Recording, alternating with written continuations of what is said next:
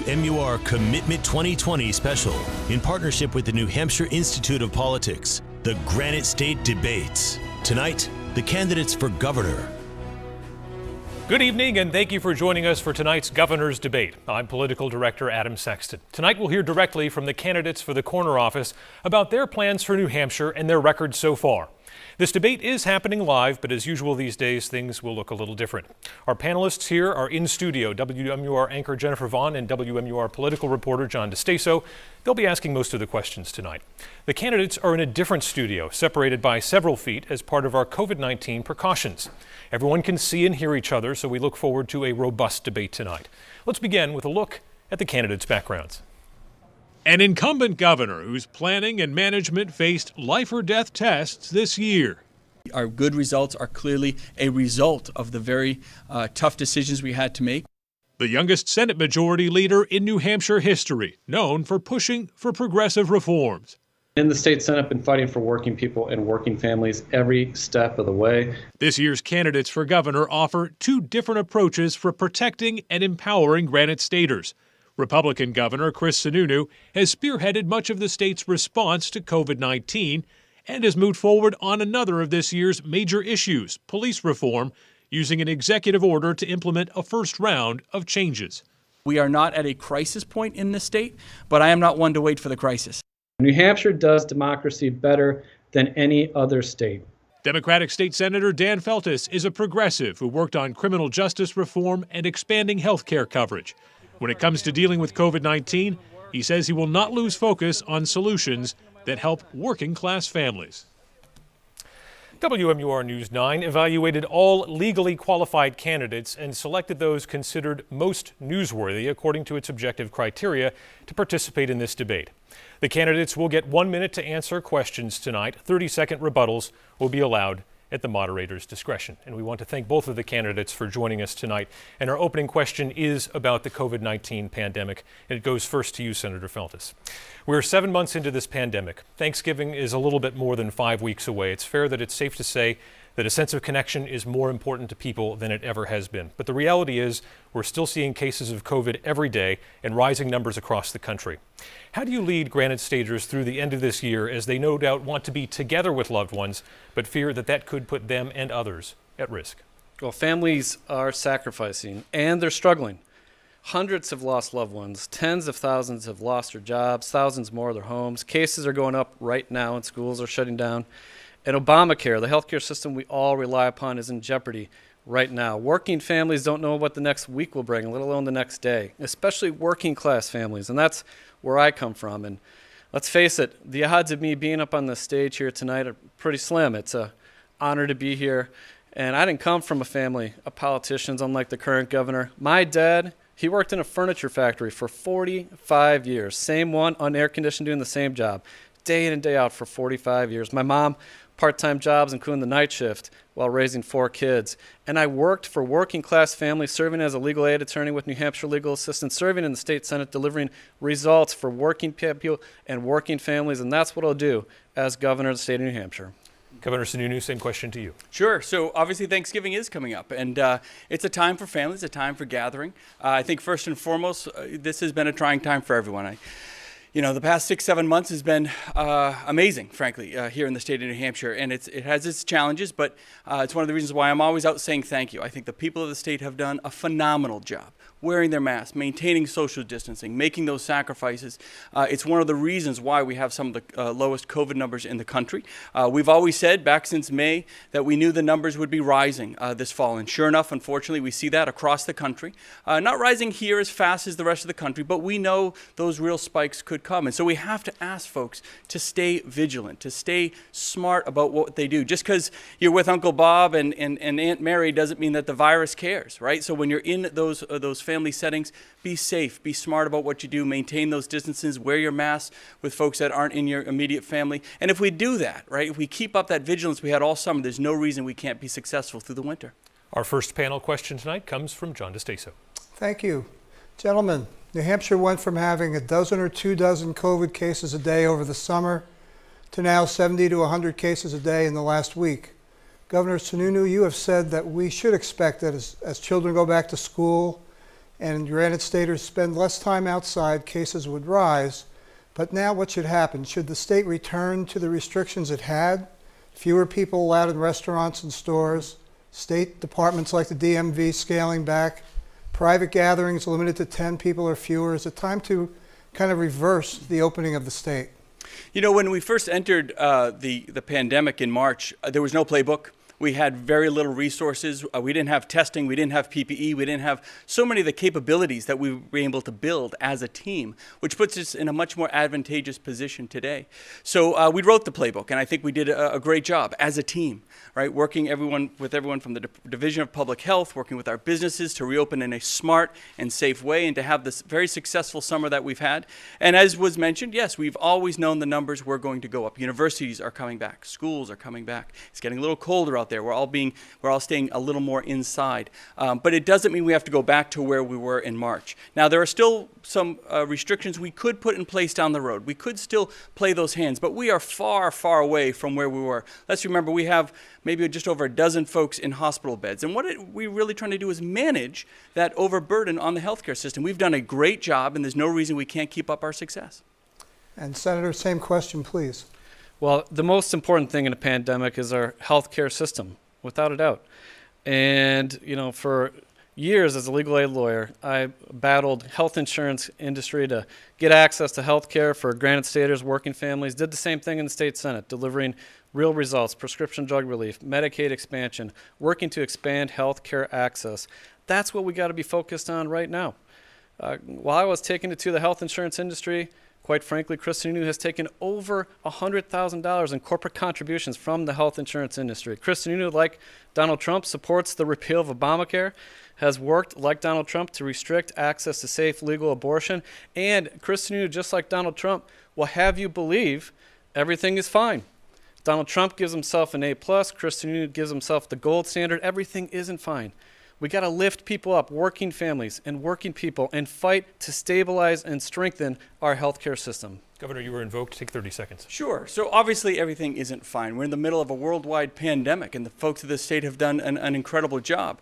I know my opponent likes to invoke my name and this idea that we're against health care and all of this. At the end of the day, I'm one of the few Republican governors in the country that are actually fighting to keep the Affordable Care Act in the U.S. Supreme Court today. New Hampshire is on the lawsuit today, fighting to keep the Affordable Care Act. I'm one of only 4 or 5 Republican governors bucking the trend, because to throw that system out wouldn't make any sense. So it's actually happening today. I know Dan likes to make an easy political statement that sounds nice, but the facts are the facts. Well, Governor, these are your own words.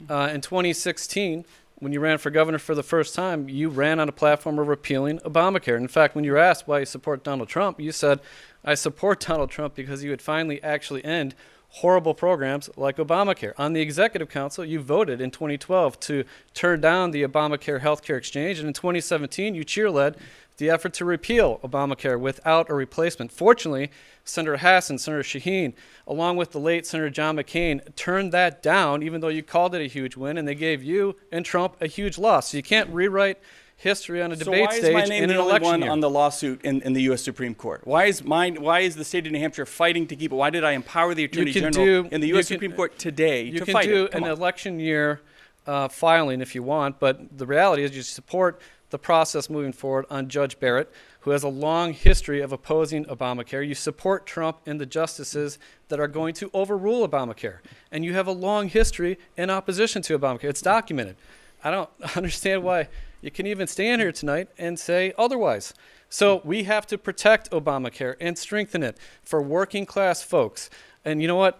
If Obamacare is repealed, it's going to fall to the states. And you ought to trust you have a governor that fights for health care. And I've fought for health care every step of the way as a legal aid attorney in the state Senate, and will do the same as governor. We're going to be able to get to a lot of topics, gentlemen. We want to move on to our next question from Jennifer Vaughn. Thank you, Adam, and good evening, gentlemen. Let's move on to masks. Nashua is among the communities that passed a mask mandate, but in spite of that, the city has seen a sharp rise in COVID cases in early October. Senator Feltes, you have pushed for a statewide mandate. If it hasn't worked in Nashua, why push for one throughout the state? Well, look, we need to listen to the medical experts throughout the course of this. The medical experts have recommended masks, and a common sense public mask requirement just makes Good sense. We're the only state in New England without it. And so Donald Trump and Chris Sununu has not listened to the medical experts on masks. And Donald Trump, let's be very clear, has been a complete failure on COVID and has worked to be the divider in chief of our country. And we have folks in the state of New Hampshire, including the governor. The governor is the top enabler of Donald Trump. He calls himself, in his own words, a Trump guy through and through. Those aren't my words. Those are Chris Sununu's words. And, look, I cast my vote a couple weeks ago for Joe Biden to be president. He comes from a working class family. He has empathy. He has a plan. I was proud to do so. Governor Sununu supports Donald Trump.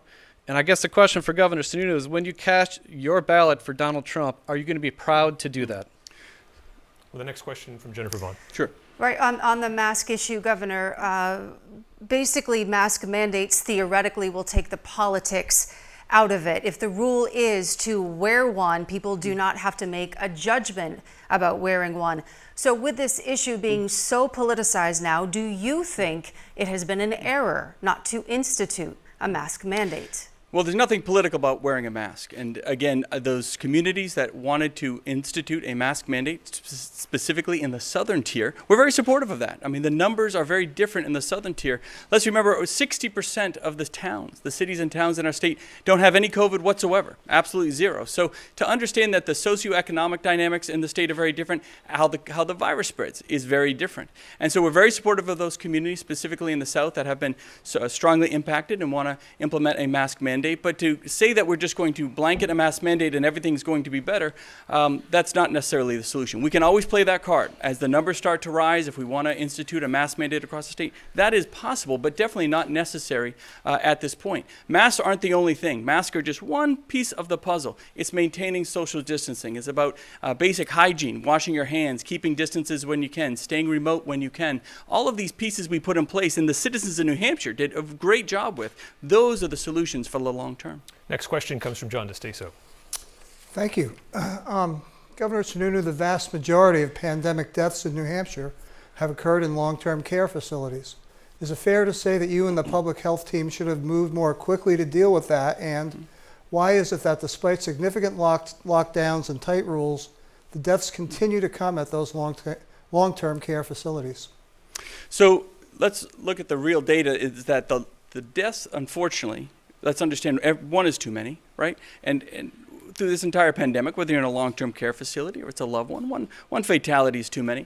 But in terms of the number of fatalities we've had in long-term care compared to the beds we have in our population, we're one of the lowest numbers on the East Coast. I think that we are the lowest in New England. We had a series of outbreaks. I think we've talked about 20 plus outbreaks. That's back down to a handful of outbreaks. We have very few fatalities in the general community, right? So the ratio of fatalities in our long-term care was much higher because we had so little transmission and transmission that resulted in a fatal rate. So I think Commissioner Shibinette has done a phenomenal job. Her background was running long-term care facilities. She's an operator. I think her and the Department of Public Health did a great job identifying the issue. We're one of the most aggressive states in the country with sentinel testing, one of the most aggressive states in the country of providing PPE, all those tools and resources, and that's exactly why the numbers have dropped so precipitously in long-term care. Thank you. And Senator Feltus, you allege that the governor reacted too slowly to the pandemic. But as cases of COVID-19 were beginning to build in New Hampshire, as the Senate Majority Leader, you pushed to convene the legislature for 2 long days. As to why the Senate needed to be in session while much else was closing, you said, quote, "I think the executive branch and the legislature have taken a different perspective so far, but we're going to continue to monitor the situation." How do your words and actions then square with your criticism now? Well, we suspended activities roughly when everyone else did. And on nursing homes, let's be clear, societies are judged by the way they treat their most vulnerable. Our children, folks in nursing homes, long-term care facilities. And it took over a month and a half to go out to get a contract to do testing in some of the facilities of some of the workers from Chris Sununu. It went out to a no-bid contract to a corporate campaign donor of Chris Sununu. And look, we have to move forward on this. We have, as ranked by the New York Times, the worst COVID situation in long-term care. And we have legislation to support long-term care with PPE, with testing and financial support, and to do an independent audit of what happened in long-term care. Chris Sununu vetoed it. It was bipartisan legislation. to do an independent audit and plan for a second wave. Now we got outbreaks all across New Hampshire in nursing home. And lastly, the most important thing here is making sure we protect and strengthen Obamacare, because if we don't, our nursing homes and assisted living facilities will get in much worse condition. Next question. You were invoked, Governor. Go ahead. To be fair, Senator Feltes brought a bill on June 30th, months after the pandemic had started. They had been gone. They went home. The legislature threw up their hands and they went home. And my team jumped in and we took action very aggressively here in New Hampshire, which is why we have one of the lowest fatality rates in long-term care on the East Coast. That's not true. And that's absolutely That's not true. When we talk about an audit in long-term care facilities, for weeks we had our press conferences where we talked about how we were going through, looking at exactly what had happened, looking at airflow and how the dynamics of the virus were moving through that facility. So we took very aggressive action, which is why 20 outbreaks became 2 very, very quickly. And we have more outbreaks right now because there was not the kind of analysis and independent review to determine what to do moving forward. And if that bill had been signed, our nursing homes and our assisted living facilities would have been stood up. Now we got healthcare facilities that are in the red. And we have, in fact, Lakes Region General Hospital has filed bankruptcy today. And there's this CARES Act relief fund that the governor took unilateral control over. Could have stabilized our healthcare system, didn't. Could have stabilized nursing homes and assisted living facilities, didn't, and gave out a whole bunch of money to corporations. And I want to ask everybody at home, $1.25 billion that Chris Sununu gave out, how much did you and your family get out of that $1.25 billion? I bet you didn't get any. Okay, let's be fair about the $1.25 billion. We're the only state in the country that put out over half that money to businesses, to employees, to the self-employed, to nonprofits. We put more out in relief efforts than any state in the country, more than Florida, New York, California. That was an amazing opportunity that we put out for those individuals. And when it came to the legislature's attempt at the $1.25 billion, they sued me. They tried to slow it up in court. They tried to slow it up with government bureaucracy. I was cutting deals on the phone for PPE, for testing, on a moment's notice in those early days. And we did a phenomenal job doing that. In fact, we became one of the best states in the country bringing in PPE because we had the flexibility with that CARES Act money. And everything we've done is 100% transparent. You can go on the website now, see where every dollar has gone. Right? Transparency is the foundation of public trust, which is why I've been constantly out there, whether it's press conferences or taking messages right here on WMUR on a Spurs notice. Again, we're trying to just be as open. It's one thing to say we're all in it together. It's another thing to actually do it. And we knew very early on we were going to be incredibly transparent through this whole process. So there's nothing behind closed doors. We just moved very, very quickly, and we were not going to let bureaucracy hold up what otherwise was opportunity in the middle of a pandemic. Well, look, everybody believes in transparency. It's just that this hasn't been transparent. In fact, vetoing legislation to do an independent audit and review of what went wrong is the epitome of not being transparent. And giving out no bid contracts to corporate campaign donors and giving out CARES Act relief money. You know, over 200 corporations got $350,000 of that CARES Act money. Small businesses got very little. And I bet you if you're sitting at home, you didn't get any of Chris Sununu's $1.25 billion. Only small businesses got those dollars. Only small businesses could qualify. Businesses with $20 million a year in annual revenue. That's what you set up. Or less. Yes, that's a small business. $20 million a year is a small. Yes, that's actually a fraction of how the federal government defines a small business. And those hundreds of thousands of dollars have saved jobs and businesses. Do you know we have less business closures this year than we did last year? Because they could pay their property taxes, they could pay their bills, they could pay their employees, stand up their businesses through the toughest of times. That's not what and I'm we're more hearing successful from here in New Hampshire. Across the state. Our economy is stronger here in New Hampshire than anywhere else on the East Coast, and I take a lot of pride in that. You know what? 1/2 of New Hampshire's children live in working poor households right now. Last year at this time, there were 775,000 folks in the labor market in New Hampshire. Right now, 735,000. And 4% unemployment. That's a miracle. 20,000 folks That's a miracle. are detached from the labor market because of lack of access to childcare. And we're going to stand up here and pat ourselves on the back. You know what? We got to move forward together. Lift up working families and working people. Strengthen and protect Obamacare. Work for people on the ground in our small businesses. We want to move on. 15 seconds, Governor, to respond. I'll just say on the child care issue, the Democrats put a bill to have $10 million of CARES Act money go to child care. I put in $25 million in the beginning, and we put in another 10 last week. We put in more dollars to child care than they even wanted to do, and we did it faster with better results. Let's move on to the next question from Jennifer Vaughn. Sure. Thank you. Governor, several polls show the public giving you high marks for handling this crisis, but there are parents who wish that you had given clearer guidelines and taken specific action on school reopening plans. You cite local control as the primary reason for your approach, but isn't a pandemic the time when stronger leadership is needed at a statewide level? We provided the strongest leadership that the country saw, which is why we had such success with getting our numbers down, with having such strength in our economy. We have the best schools in the country, and we do it because we allow the locals to have the final say what happens in the classroom. We provided over 40 pages of guidance. The Division of Public Health and Dr. Chan worked with stakeholders and teachers and parents to create that guidance. And the number one request those stakeholders have was, let's make sure we have some flexibility, because what happens in a third grade classroom in Colebrook is very different than what's happening at Manchester Central High School. And so by providing that flexibility, what's the result? 85% of our schools are open in some fashion. We have no outbreaks. It's a huge success. Under Dan Feltus's original plan, if hospitalizations just went up 10%, we went from 10 to 11 hospitalizations, every school would have to close. Under his plan, every school today would be closed. And so that's not leadership. The governor shouldn't be sitting in his corner office, putting his thumb down, making one-size-fits-all dictation for every classroom in the state. Our plan worked, and we're very proud of it.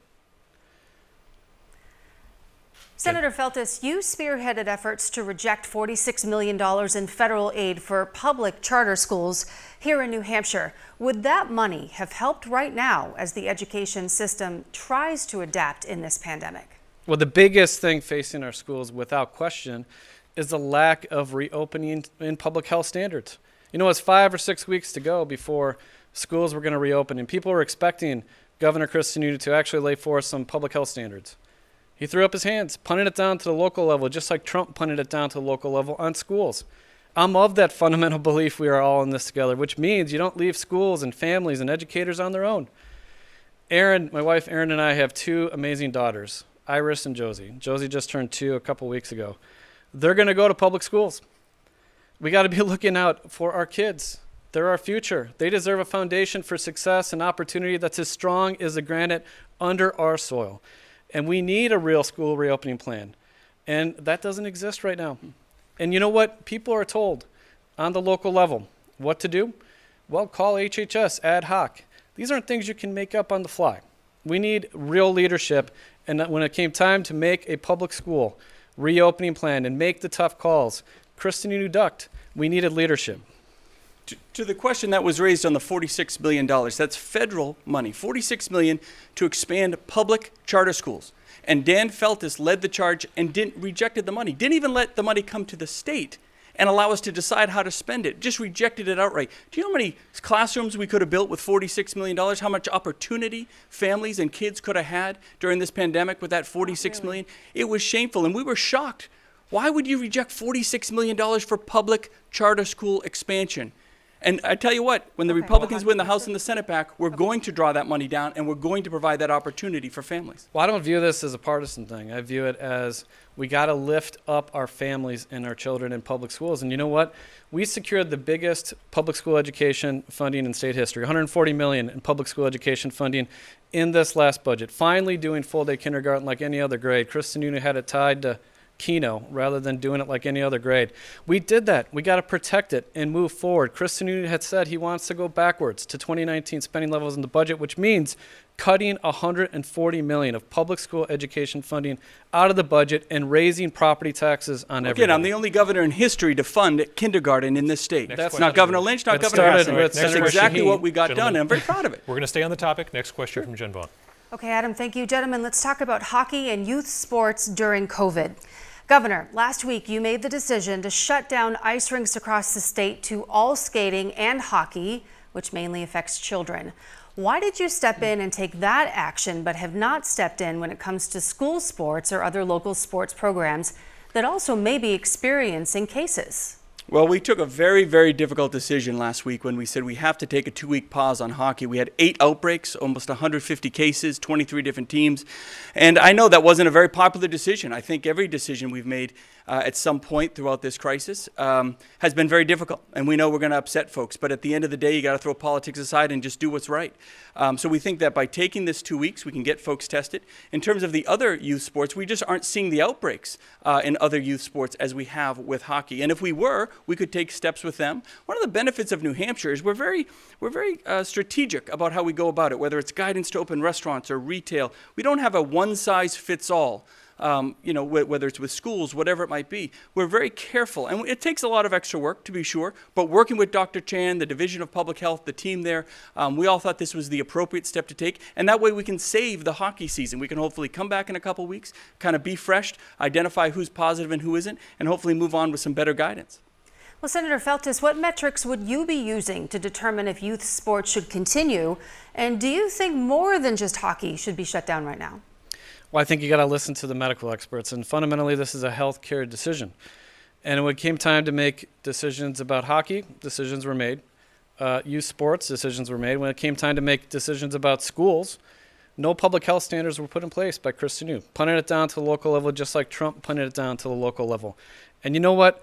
This is a healthcare issue because safe schools equals safe communities. And it's not simply a matter of local control. It's not like the virus changes forms when it's in Concord or Manchester or Portsmouth. Public health standards need to be implemented. And Trump has failed by any measure on COVID. And Chris Sununu continues to support Trump. And like I said, he calls himself, in his own words, a Trump guy through and through. Supports him after all of this.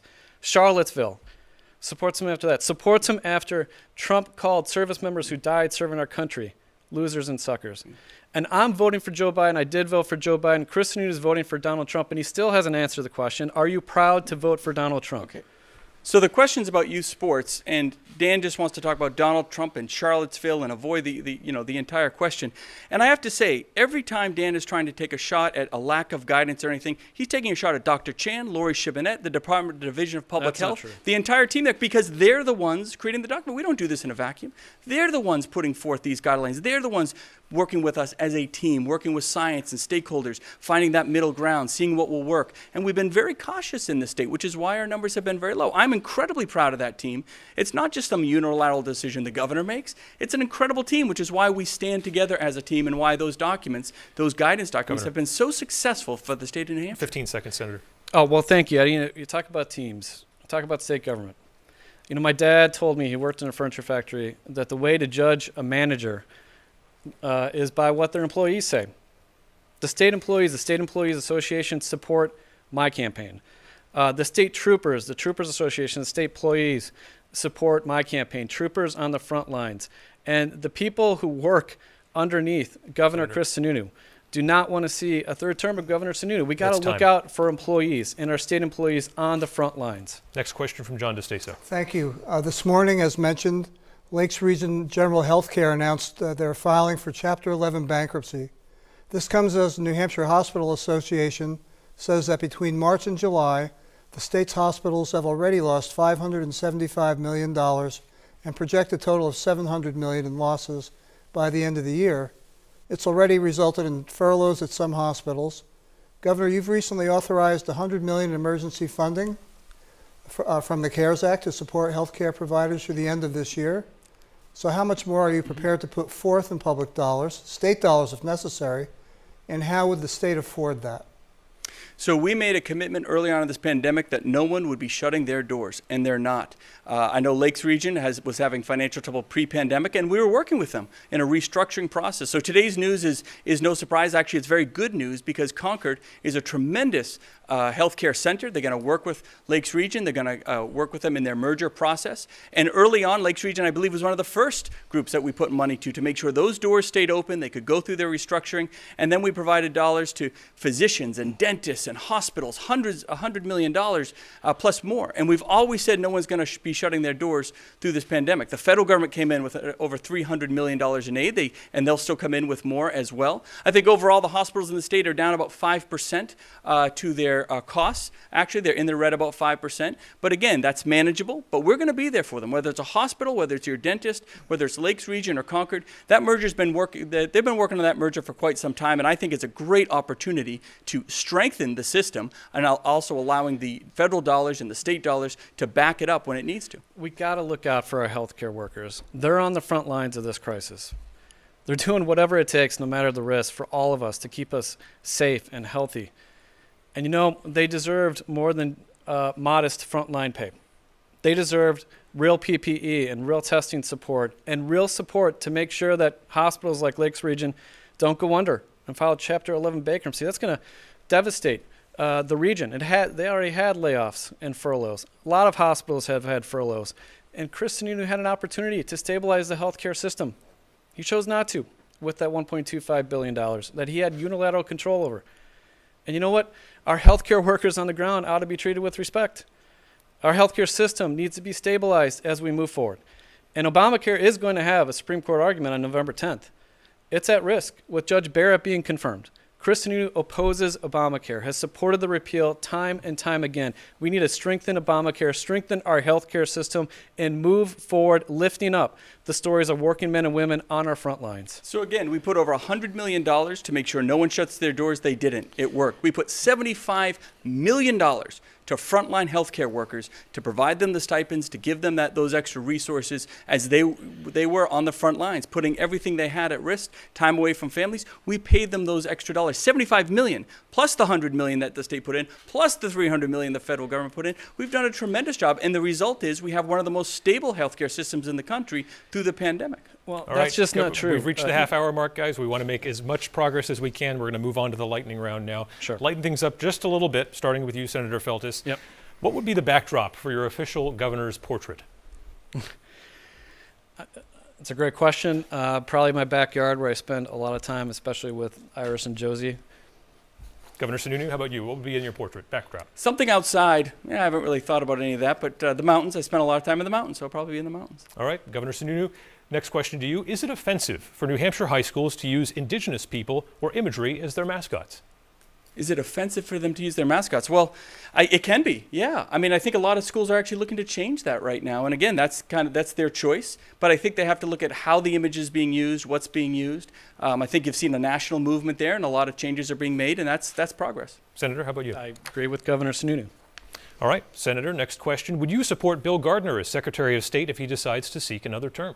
I have great respect for Bill Gardner, Secretary Gardner. He has years of public service to our state, helped protect the First in the Nation primary.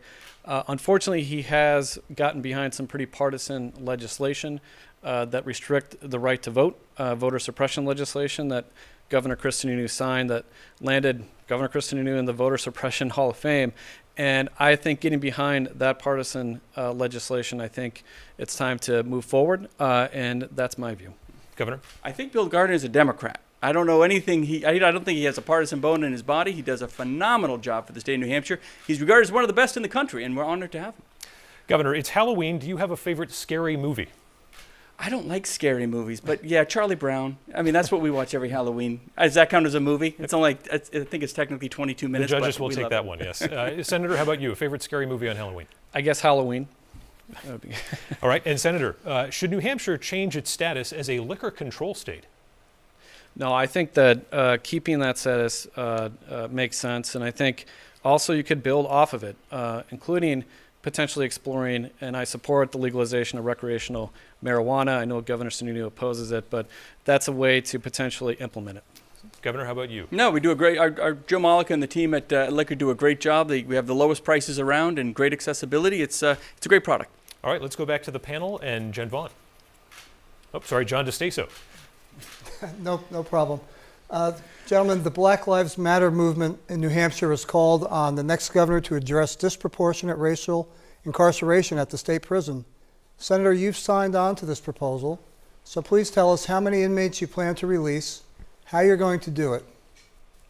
Well, first of all, those marching for change and Granite Staters of color deserve to know that they have a governor that acknowledges that systemic racism exists. Chris Sununu has denied that systemic racism exists, just like Trump, and continues to support Donald Trump despite his violent and racist rhetoric targeting Black Americans.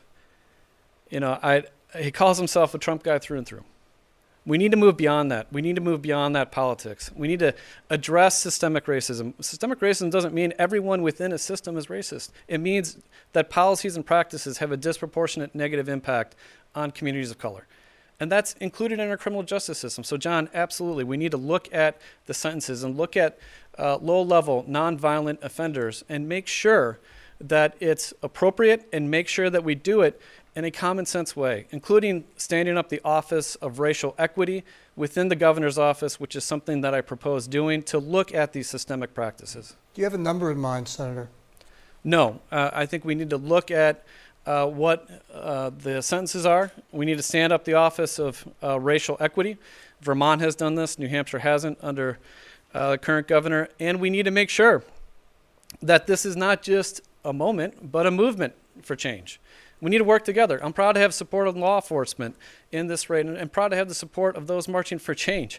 They're not mutually exclusive. We got to bring people together to lift each other up, not tear people down, to fight, to deal with these issues that are facing our state. Governor Sununu, you've declined to sign on to this reform effort, but the racial makeup of the inmates at the state prison is not reflective of society at large. You said that systemic racism does not exist in New Hampshire.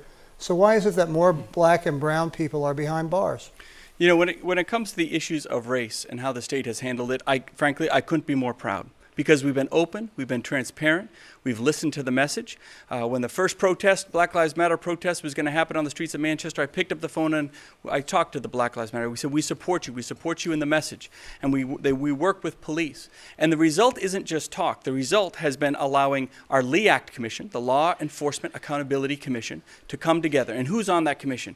The ACLU, Black Lives Matter, state police, local law enforcement, police standards and training, the prosecutors, everybody coming together. And it wasn't just this contentious back and forth, you know, your way or my way, bringing all of them together, and the result was dozens, over 40 different recommendations that they all could agree on to take real, substantive change forward. And it wasn't just a moment in time. This is the first step of many. I'm the only governor to create the Commission on Diversity and Inclusion. When I became governor, we didn't even have a civil rights unit in the Attorney General's office. I created that. So by taking real substantive action to move the ball forward, again, these recommendations are coming, we're going to get them done, and then we're going to take the next step and the next step. So it has to be an iterative process, but it has to be something that's achievable and smart with everyone included. Another question from John. Thank you. Michael Addison was convicted in 2006 of the murder of Manchester police officer Michael Briggs and sentenced to death. And he's New Hampshire's only death row inmate. Senator, during the primary debate, you said you would support commuting Addison's death sentence, but later corrected that, saying as governor you would block any move to do that. Tonight, will you please definitively answer that question? Would you commute his sentence, or would you allow him to be executed? Well, I've been consistent. I've been consistent in supporting a commutation process moving forward, but I don't support a commutation petition right now. And also, in addition to that, I don't think this is something that should be politicized. You know, Chris Sununu has politicized this. I don't think we should be politicizing the murder of a cop. And we need to move forward together. That kind of divisive language, that kind of divisiveness, period, is not what we need right now. And we need to work together. And whether subtle or overt, caught on tape or not, each and every day, Black Americans face policies, practices, and actions that rob them of the American dream, if not their very lives. And we got to move forward together, working with law enforcement, working with those marching from change.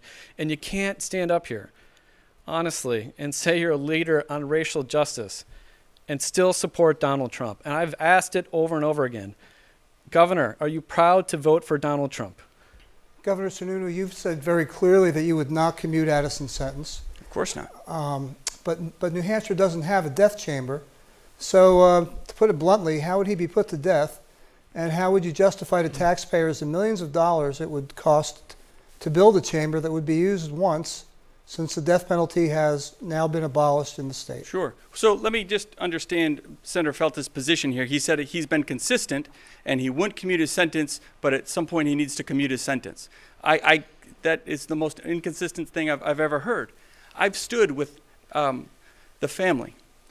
And I got to tell you, when you can look in their eyes and say, we are not going to commute the sentence of a cop killer absolutely unequivocally. And I understand Dan had one position when he was running in the Democrat primary, and now he has another position. That's politics. That is the definition of politics. Nope. I've been consistent 100% all the way through. We would never do that. The people of Manchester, the citizens of the state wouldn't do that. And when it came to getting rid of capital punishment, it was Dan that sent the bill to my desk. I vetoed it because I think that in those instances, I think capital punishment is appropriate, and they overturned the veto. But those were that was Dan's bill that he sent there. So again, to talk out of one side and the other side, depending on what part of the election you're in, that's not me. I've been consistent for years on this. It's Dan Feltus that needs to explain the answer.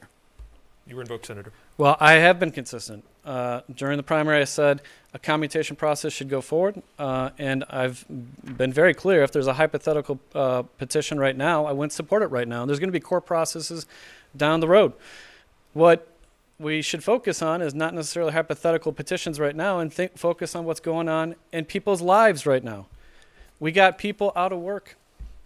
We got people struggling, working people and working families. We got hospitals filing Chapter 11 for bankruptcy.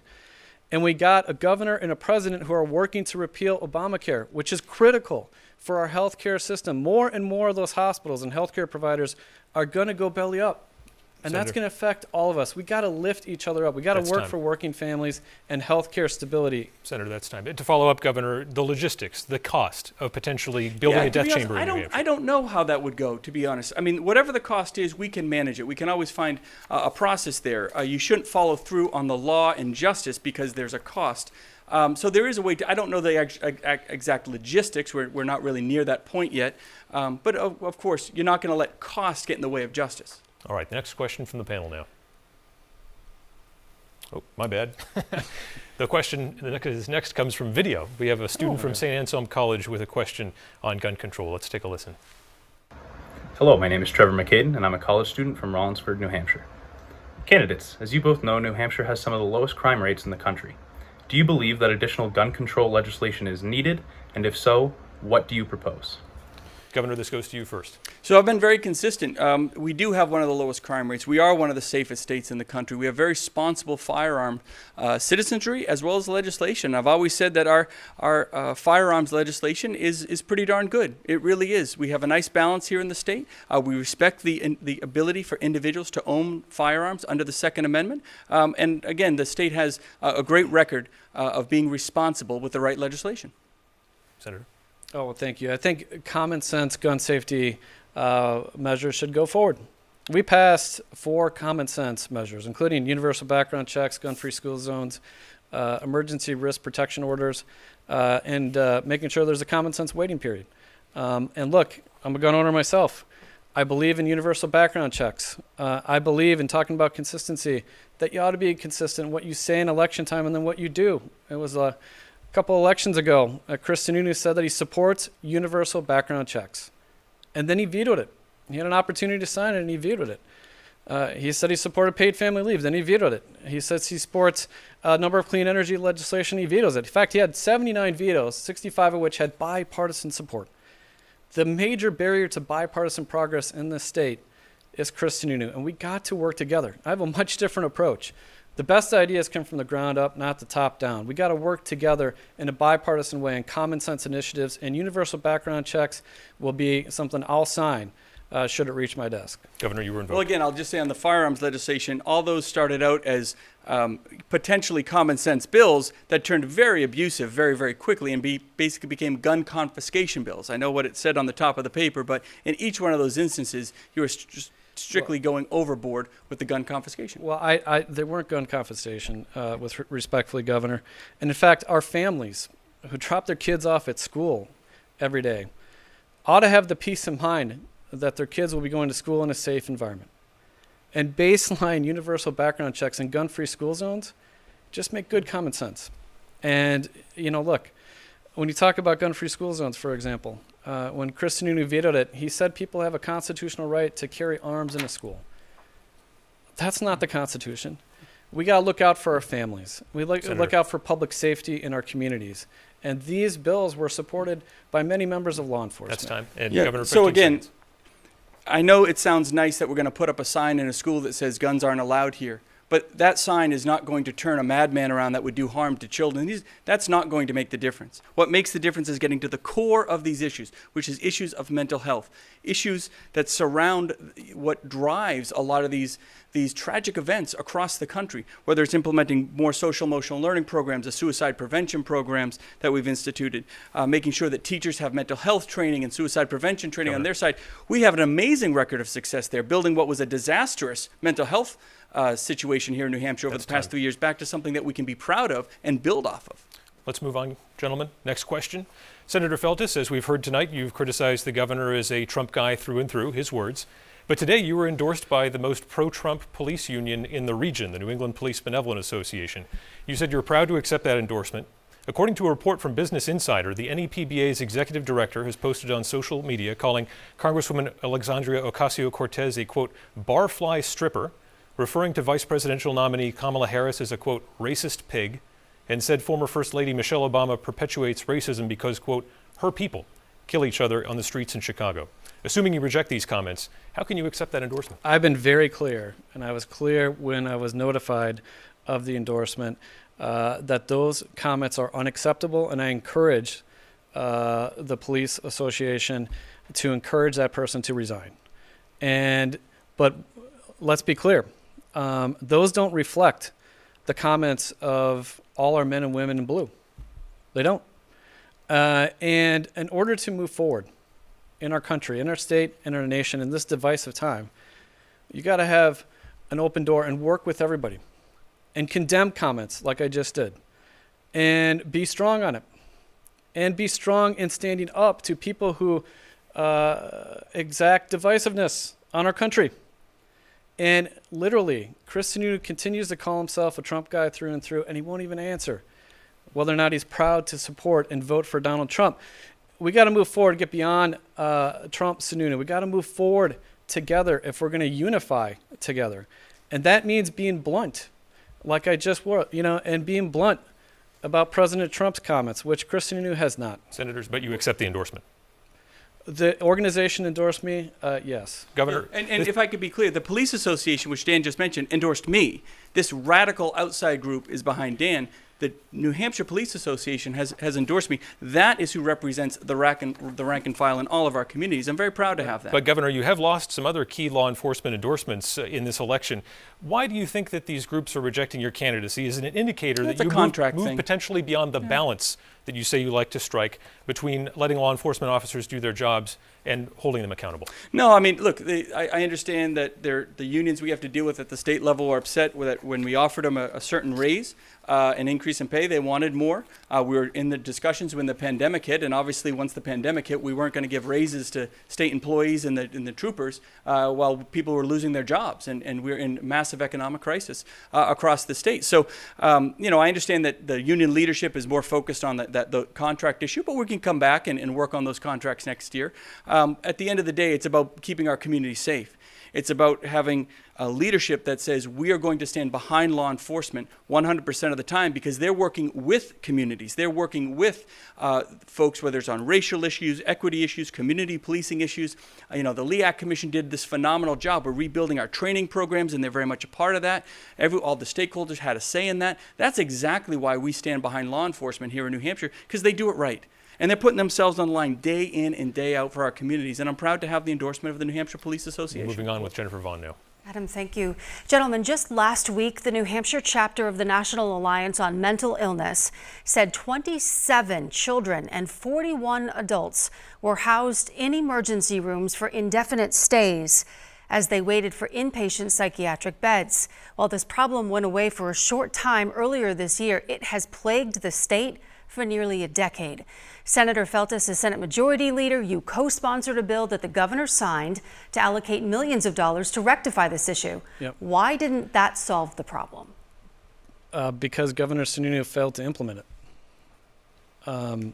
It just went out for an RFP actually last week, request for proposal. It took almost a year to do it. And had he acted quickly, those 27 kids wouldn't be waiting in emergency rooms for necessary, timely, and needed mental health treatment. Look, when you go to the emergency room with a sprained ankle or heart problem, you get treatment right away. Here, mental health treatment, it doesn't happen right away. That's not right. We have people sitting in emergency rooms and non-therapeutic settings waiting for mental health treatment, including kids. And this was easily preventable if Governor Sununu stood up the bill that you just talked about, Jennifer. And he didn't do it. He just went out for an RFP last week. And the situation's only getting worse in the pandemic. Our behavioral health crisis is getting worse. And we need to look out for those in need, our families and our children in need. That's what I'll do as governor on day one. Governor, the state is back to where it was last year in terms of people in emergency rooms. Why is that happening? Well, again, I'm incredibly proud. When Commissioner Shibinette came in and she was working at New Hampshire Hospital, we had this crisis a couple of years ago, and we got that number to 0. We had nobody waiting in emergency rooms earlier this year, just prior to the pandemic. Now, obviously, the pandemic has thrown a wrench into everything, whether it's the isolation issues with adults and children, whether it's the lack of workforce that we've had, certain folks leaving the workforce and coming back in, new programs being stood up. Pieces of all of those pieces of legislation are moving forward. Nothing's been held back. Obviously, putting a contract out in May and June of this year wasn't going to be a viable solution because there was no one there, right? There was no one there to pick up the contract. So at the end of the day, we have built more designated receiving facility beds, DRF beds in the community than before. We're moving kids out of New Hampshire Hospital into a facility that is built for them, custom for them. We're building more beds out of Philbrook with 18 more beds there. So we've solved this problem once, and earlier this year that number was 0. Now the pandemic has thrown a wrench, but that doesn't mean we give up. We have the tools in place and we have the expertise. The operational expertise at the Department of Health and Human Services is phenomenal. And there's no reason as we work through this pandemic, we can't get back to a very successful model. We want to get in a couple more topics here. Jen Vaughn has another question. Okay, this next question is for both of you. When we talk about climate change and ways to combat it on a state level, we know both candidates have touted some programs that they have pushed for. We also know that each of you have been critical of the other party for derailing some of your party's ideas. So is there anything that you can agree on tonight, right now, that would send a message to Granite Staters that you are serious about doing what you can to reduce the effects of climate change? Governor, let's begin with you on that. Sure. So let's talk about, to the question, where we agree. I've been one of the biggest proponents in New England for offshore wind. I think that's a huge benefit to getting our energy mix to the right place. We made sure that we're not drilling, offshore drilling for oil and gas is a big part of what we need to do here in New Hampshire. I flew down to Washington, I got the commitment, we later put it into legislation. And there's a smart way to do solar, right? Solar has great environmental benefits for us all, but my plan was to make sure that we're not building these massive solar arrays where millions of dollars go to the solar developers.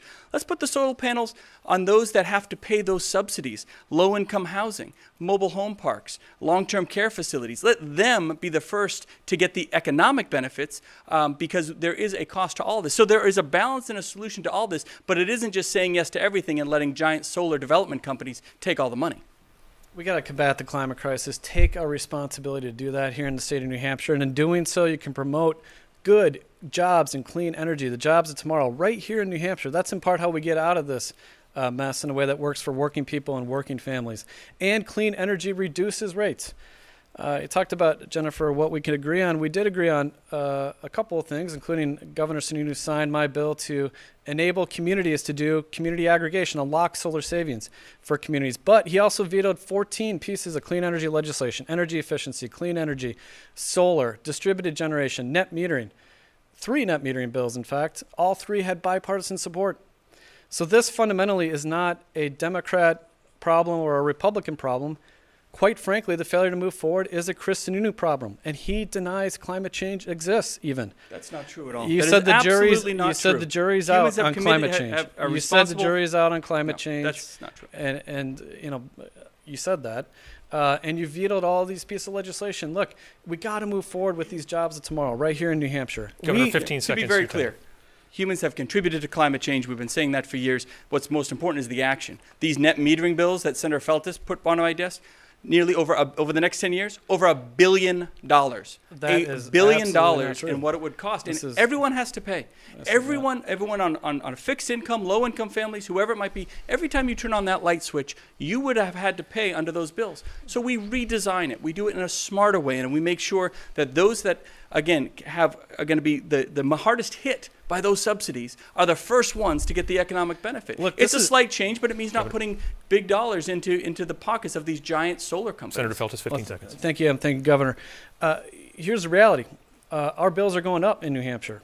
The reason they're going up is because the regional transmission costs are going up, and regional transmission costs allocated in New Hampshire go up based on our peak demand relative to other states, and we were not shaving our peak demand through energy efficiency, solar and distributed generation, net metering. Our rates go up. Our rates have gone up because of Chris Sununu's vetoes. We've hit our limit here, gentlemen. Massachusetts went up 16%. We've got to go to closing statements, Ours have gone up 9%. Senator Feltus, you go first on closing statement. 1 minute. Thank you very much. For those watching at home, I respectfully ask for your vote. More than that, I respectfully ask you to vote. There's no more important role in our democracy than that of citizen. We need you. We need everybody working together to build a more inclusive democracy and economy, to lift one another up, not tear people down, based on that fundamental belief that we are all in this together. And make no mistake, we can't move forward unless we protect healthcare in this race, unless we protect choice. I support Obamacare and strengthen it. Chris Sununu supports repealing it. I'm pro-choice. Chris Sununu is not. We got to move forward on the jobs of tomorrow right here in New Hampshire. And look, I can't promise that I'll be a perfect governor. I'm not a perfect person. But what I can promise is that each and every day I walk into that office, I'm going to look out for working people and working families every step of the way. Governor, 1 minute for closing statements. Even in Senator Feltus' closing statement, his campaign is about the negative. His campaign is about the lies and the mistruths. Of course, I'm a pro-choice governor. I have been for quite a while. But when it comes to what is important in this election, it's about what happens in 2021. It's about building a great team and having real management experience to get through these very challenging times. You can't sue your way through a crisis. You can't lawyer your way out. You need management experience and building great teams. And we've gotten so much done for the state with success. When we had extra money at the state level, $180 million, we turned it back to cities and towns to lower property taxes. We said no to Dan Feltus's income tax twice. We said no to the toll increases. We said no to the gas tax. And when it comes to balancing the budget, and it'll be a challenge to be sure, we can do it without raising a single tax. Because the last thing you should be doing in a crisis is picking another dollar out of folks' pockets. We want to earn people's vote, but I believe every elected official needs to be held to their results. Our results are phenomenal in the state. We've become a gold standard for the rest of the country, and we have the people of this state to thank for that. Cannot thank you enough. We have a long way to go, and we hope to earn your vote in November. Thank you, Governor Sununu. Thank you, Senator Feltus. And thanks to our panelists as well for asking all those great questions. And thanks to you, the viewer, for watching tonight's debate. If you missed any part of it, you can catch it on all of our digital platforms. Join us again tomorrow evening for the U.S. Senate debate. We'll see you then.